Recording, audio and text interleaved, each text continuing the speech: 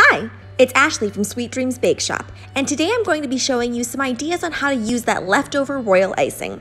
The other day I was making some cookies and I have a lot of different consistencies of royal icing, so I thought I should do a video based on 3 different consistencies. We're going to start with first, the thickest consistency that you have.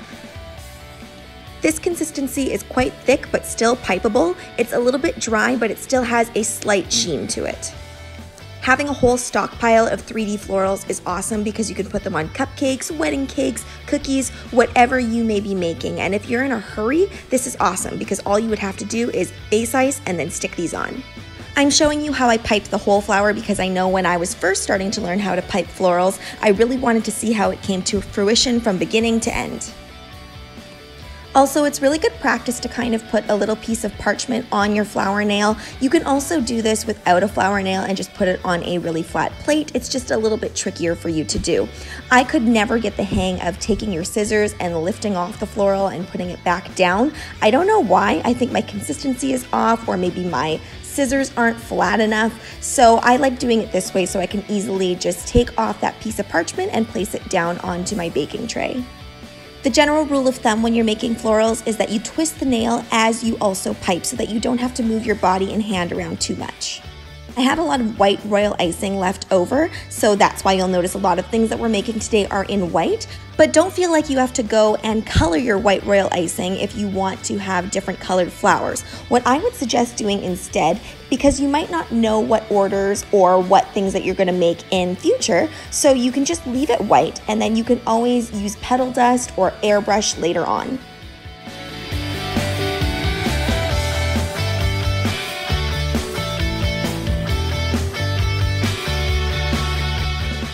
If you don't have as many tips as I do and you only have a round tip, then you can do these really simple flowers. They look really adorable and they're great filler flowers if you're doing a lot of florals on a cookie or a cake.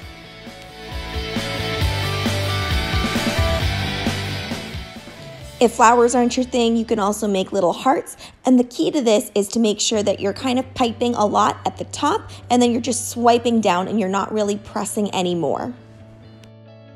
With all of the sprinkles today, make sure that you put them on a baking sheet on parchment paper and stick it in the oven at 175 degrees Fahrenheit until everything is nice and solid.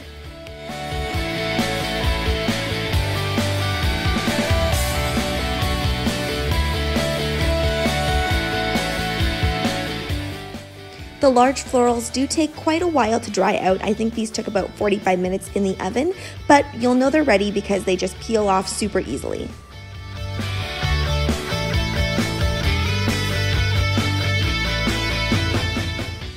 If you have medium consistency, which is more like the piping icing that you would use when you're outlining sugar cookies, then this is going to work great for you. Using a stencil, you could just brush all that icing over top and then lift it off, or if you don't have a stencil, then you can pipe lines like I'm doing. Once those sprinkles are fully dry, then you can just break up those long batons, and then you can also take your honeycomb sprinkles and just take them off with your fingers and scoop them up.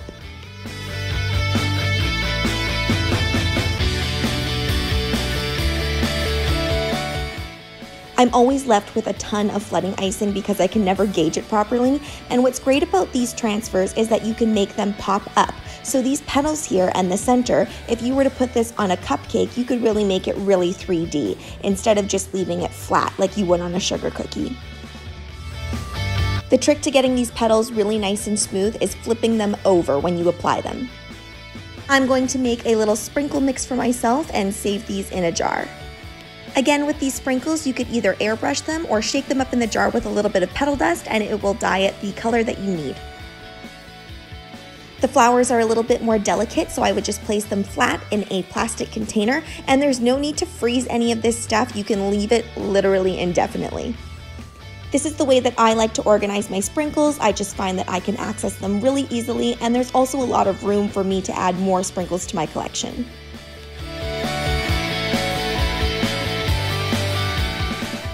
Thanks so much for watching, guys. Don't forget to like, share, and subscribe so you can be part of the Sweetie fam. Right now I'm uploading daily, so make sure you hit that notification bell so you know when I upload.